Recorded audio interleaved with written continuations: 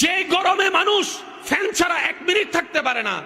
সেই গরমের মধ্যে আপনার আমার মা বোনেরা চুলার আগুনকে সামনে নিয়ে ফ্যান ছাড়া পাকঘরের মধ্যে, রান্নাঘরের মধ্যে দিন রাত রান্না করেছে আপনাকে আমাকে খাওয়ানোর জন্য, আপনাকে আমাকে খাওয়ানোর জন্য। প্রশংসা তো জীবনে করেই নাই,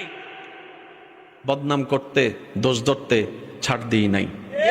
অনেক মা বোনরা দেখবেন সারা দিন শ্বশুর বাড়িতে কাজ করার পর নাম পায় না, কিন্তু তরকারিতে যদি একদিন লবণ কম হয়, শুনি নাই আরো জোরে,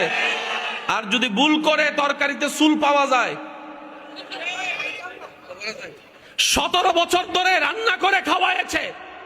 যে গরমে মানুষ ফ্যান ছাড়া 1 মিনিট থাকতে পারে না,